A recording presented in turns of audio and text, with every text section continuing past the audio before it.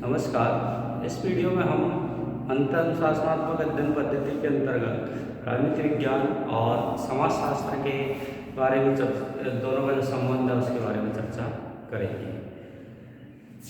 दोनों में कैसा संबंध है या दोनों विषय हैं वो किस प्रकार से एक दूसरे को प्रभावित करते हैं।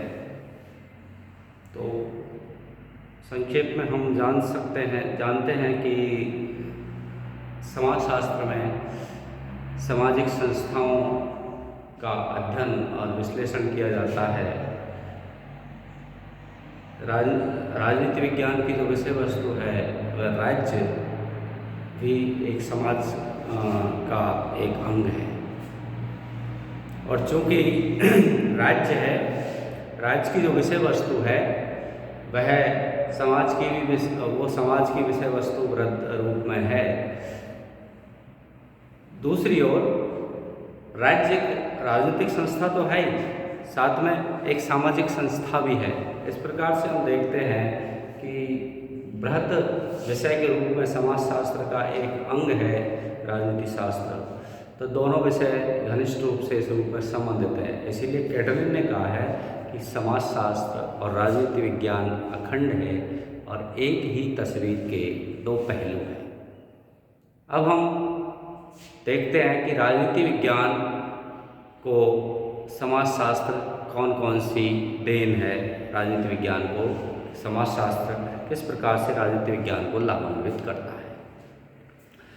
तो सबसे पहले हम देखते हैं कि जो समाजशास्त्र है में सामाजिक संबंधों और सामाजिक परिवर्तनों का अध्ययन किया जाता है। राजनीतिक संस्थाओं और संगठनों का उदय भी सामाजिक पृष्ठभूमि के आधार पर ही हुआ है। अतः इन राजनीतिक संस्थाओं के उदय को सामाजिक पृष्ठभूमि में ही समझा जा सकता है। जैसे गत 70 वर्षों में राजनीतिक सिद्धांतों में जो परिवर्तन हुए हैं, जो भी विकास की दशाएं दिखाई गई हैं, उन सब की ओर समाजशास्त्र ने ही संकेत प्रदान किया है। अर्थात राजनीतिक संस्थाओं का जिस रूप में जो परिवर्तन होते हैं, समाज के द्वारा ही उसे इंगित किया जाता है। तो इस प्रकार से हम देखते हैं कि जितने भी सामाजिक परिवर्तन है वो राजनीतिक परिवर्तन की पृष्ठभूमि तैयार कर देते हैं, और उसी के अनुसार सामाजिक जो संबंध है वो विस्तृत रूप में हमें दिखाई देते हैं। तो समाज में परिवर्तन, राजनीति में परिवर्तन, जैसे संसद का जो स्वरूप है उसका यदि सामाजिक अध्ययन किया जाए तो 1945 से लेकर आज की संसद में बहुत गंभीर अंतर दिखाई देता है।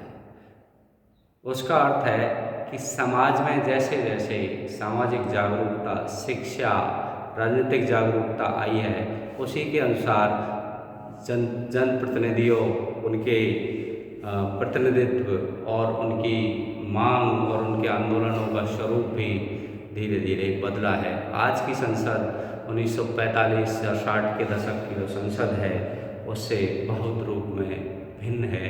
वो समाज का में जो बदलाव है वो संसद में भी दिखाई देता है। अब हम दूसरी ओर देखते हैं कि राजनीति विज्ञान की समाजशास्त्र को क्या देन है। तो समाजशास्त्र राज्य के उद्देश्य, कार्य आदि का अध्ययन करता है। समाजशास्त्र राज्य संबंधी विषय राजनीति विज्ञान से ही प्राप्त करता है।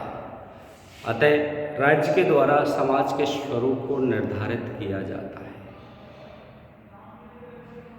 जैसा राज्य वैसा समाज हो सकता है। सोवियत संघ की क्रांति के बाद में राज्य ने साम्यवाद के आधार पर समाज का स्वरूप डिसाइड किया और पूंजीवादी समाज है, बाजार समाज है, उसका अंत किया। या मान लो जो कृषि आधारित जो अर्थव्यवस्था के रूप में कृषि प्रधान समाजवाद है, उन्होंने उसको आधुनिक वैज्ञानिक समाज में परिवर्तित किया है। इसी प्रकार से चाइना है, 1949 की क्रांति से पहले जहाँ चाइनीज समाज है वो एक सोया हुआ दरिद्र समाज, अविकसित या नशे की गिरफ्त में आया हुआ समाज था, क्योंकि राज्य का स्वरूप भी उस रूप में राजतंत्रात्मक या ढीला ढाला था।